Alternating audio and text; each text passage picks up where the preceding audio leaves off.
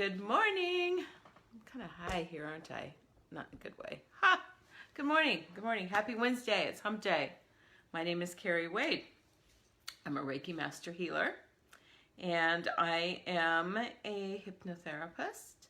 I do past life regressions. Good morning, Victoria.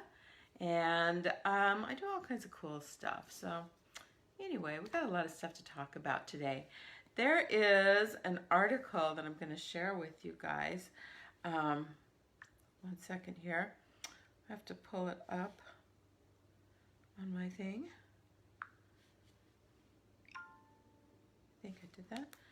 Let's see. You know what? When you go like between an iPhone and a whatchamacallit Galaxy thing, it's like you have to remember how to do everything. It's all different. No, I saw this fabulous article this morning. It's really interesting. It's about this this mysterious probe that was observed actually last year. And now scientists are saying it may be an alien spacecraft. And it's called Oumuamua. Oumuamua? Oumuamua. Something like that. They couldn't make an easy name, right? But yeah, this is coming from Harvard researchers. And they've been trying to figure it out ever since they saw it late last year. It's almost a year ago. And they said, given its high speed and its unusual trajectory, the reddish stadium size, whatever it is, had clearly come from outside our solar system. But its flattened, elongated shape and the way it accelerated on its way through the solar system set it apart from conventional asteroids and comets. Now a pair of Harvard researchers are raising the possibility that Oumuamua is an alien spacecraft. As they say in a letter to be published on November 12th in the Astrophysical Journal Letters, the object may be a fully operational probe sent intentionally to Earth vicinity by an alien civilization.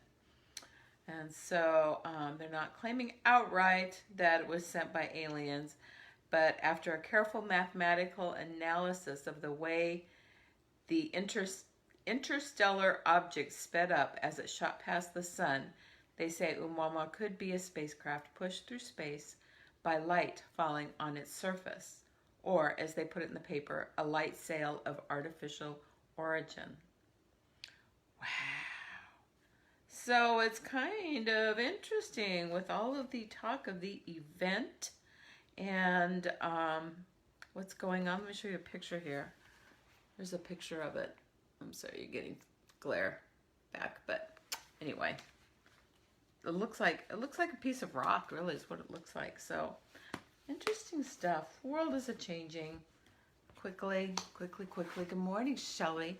I don't know where you came on. Did you catch that about this possible spaceship? Or probe of some sort. So anyway, interesting.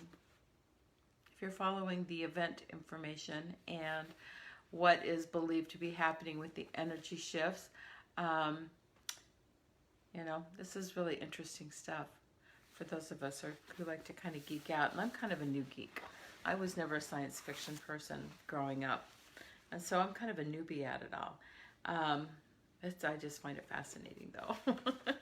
I love learning more about it. So today's chapter from the Book of Awakening by Nepo is called The Waters Within Us. It's a short one today. Spirit, like water, is a source of life, and we cannot live dry. True. The more we are worn by experience, the more of an inlet we become, and the more the waters of life wash out of us. This is why tears come more easily the longer we are here. Perhaps wisdom is nothing more than the unsayable waters rising within us to swell around the eye, the way the oceans soften land, evidence of that inevitable tide that takes a lifetime to rise. We are so afraid of the waters within us, we often tense as soon as we see tears, asking what's wrong, when perhaps we need to ask those at sea, what do you see? You know, in In my training, I've gone to Southwest Institute of Healing Arts for the last 3 years, and I've taken all sorts of classes. I've spent a lot of time in classes. I've spent a lot of money on classes. And, one of the things that we learn in coaching and hypnotherapy and all these modalities, that if somebody starts to cry, we don't try to stop it. We don't try to give them a Kleenex. They have to ask for a Kleenex. When we hand them a Kleenex, we're trying to stop the process. And that basically just means that we are uncomfortable with it. We don't like to see people cry. It makes us uncomfortable. And what we need to be doing is just holding space for that person and let them release. Let that release come and don't try to stop it. And, it happens on my Reiki table a lot. Emotions come up sometimes as you're going through Reiki, and the tears will just be running down the sides of the face. And, I would never say, oh, here's a Kleenex. You don't want to cry. Because you do want to cry. That's a beautiful release. It's a beautiful release of getting rid of whatever it was that was stuck there in your body. And, we release things in different ways. Sometimes it's like belching. During treatment, somebody will just belch, like big and loud. And, it's a release. It's an energy release. And I have to refrain myself from saying good one sometimes because that could sound kind of flip. But I encourage it. I always encourage it. And sometimes I will belch during their release. If they aren't doing it, sometimes my body does it naturally, or my tears may come. And because there's some of us who hold on to those emotions so tightly that it's really hard to let go of them. And I think that's why it's so beautiful to have a Reiki master or someone that you can go to who doesn't judge you, who will just hold that space for you and let you be in your shit that you need to be in for a little bit. And it feels so good afterwards. It feels so good. It's like a massage that just freaking hurts the whole time. But the next morning you're like, oh my God, I feel like a new person. It's kind of like that, but it's an emotional release. So here's our exercise. Sit quietly and recall the last time you cried. Breathe slowly and revisit the feeling of release. Yes. Breathe into that release and look beneath what caused you to cry. Breathe deeply and feel for the unsayable wisdom rising to cover you. Cool beans, eh? Cool beans. Crying is good. Casey Miller, the owner of Sweeha, always says, snot is beautiful. Snot is beautiful. It's something we see a lot in our school because, we all come there to learn how to heal other people, to learn how to help other people. But the truth of the matter is, we heal ourselves first. And so we go through our own releasing and our own processes at school. And it was the most unexpected thing in the world to me. I never knew I was going to have to do that when I first signed up there. And it's become a very sacred rite of passage for me. And I don't judge that in any way on myself anymore. It's absolutely natural and it's beautiful. And sometimes I get mad at myself because I know I'm holding back and not experiencing it. And that's taken some effort for me to be able to do that and be comfortable with it, because that was not who I was at all. Always stoic, always the tough one, the one who can make it through anything. Everything just brushes right off. And, deep down inside, of course, that's not who I am at all. And I had to be willing to show that. I had to be willing to be vulnerable and to allow other people to show that. because that's when you start to heal. So anyway, I have another healing technique that's going to be, we'll be talking about pretty soon.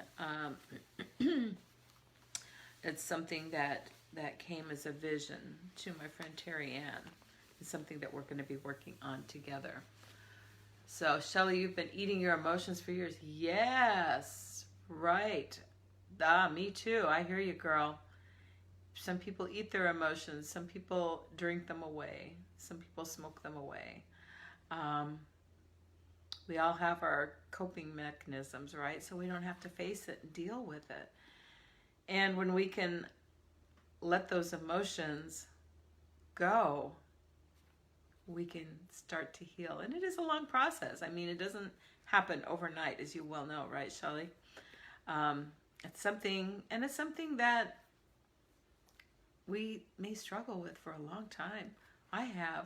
I've lost weight, I've gained weight, I've lost weight, I've gained weight. I've done it all my life. And, will the day ever come that that's not an issue for me? I don't know.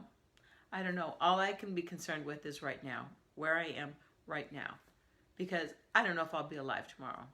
So I don't spend my time thinking about tomorrow. I don't spend my time feeling bad for yesterday. I have to be right here, right now. And this is what I'm working on at this moment. So that's beautiful. Thank you. The energy reset really helped you. Wonderful. You know what? I had another one yesterday. I received another one yesterday. I took another ETR class last weekend. And this was like the upper level and more the business oriented. But there was some great discussion in our meeting.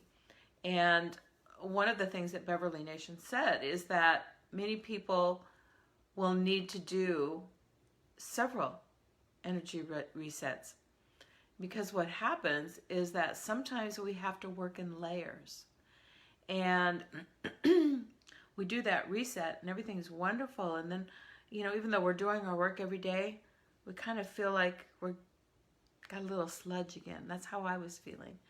And she said that there are some of us have to work peeling off layers, especially when you're old like me, 57. I've had a lot of years of shit to build up in me, right? If I were 20 years old, it would be a little different story. That's the time to start with this, right? But, and so I had a session done on me yesterday, and it felt really, really good. I was feeling like really clenched. And afterwards I was like, oh, I feel clear. I feel so much better now. So anyway, yeah, that is something that we are learning about it. So it is a wonderful, wonderful way to get started on that process. Though another thing that was explained, and I'm going to do a video about this. I've been trying to get to it for the last 2 days, and I just haven't made the time. I put it off for some reason. But one of the other things about it is that what was I going to say?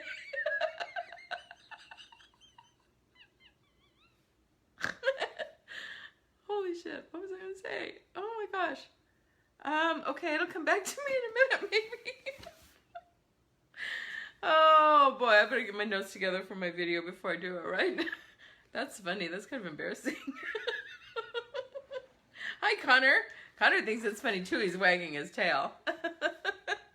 So let's move on to Ganesha. Ganesha is our being of the day as we go through the Encyclopedia of Angels and Celestial Beings. Ganesha is a Hindu god. We've all seen Ganesha and heard of Ganesha. We see it a lot in other cultures, on altars and in places of business and stuff like that. So let's learn a little bit about who Ganesha is. Ganesha will help you remove obstacles, create abundance, succeed in artistic endeavors and writing projects, help you or have more harmonious relationships, feel happier and have peace of mind, and attain and maintain a deep spiritual connection. Wow, No wonder so many people have Ganesha statues around their homes and businesses. Because Ganesha is the patron of writing, you can simply write him a letter requesting his assistance. Then light a piece of incense and burn the letter. He welcomes all requests and joyously helps all those who have an open heart and are willing to accept his aid. You might say something like, "Most beloved Ganesha, I welcome you into my life. May my heart be filled with your love and your laughter, and may I always be guided by your wisdom. Please remove any obstacles in my path and grant me the peace of mind to understand my journey and make choices that benefit myself and all others. I give thanks for your presence and your guidance. May laughter fill my days and joy enfold my heart. Thank you, Ganesha, for all of your help." That's how we invoke Ganesha. Ganesha, the elephant-headed god, is extremely popular in India. He is the best known and most beloved representation of divinity in Hinduism. There are several stories about how he got his elephant head. In one, Ganesha was created directly by Shiva's laughter.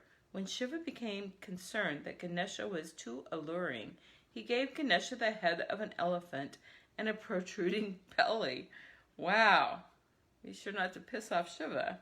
Ganesha is known as the god of obstacles. He can easily remove any obstacle in your path or place one in your path if he thinks you need to slow down.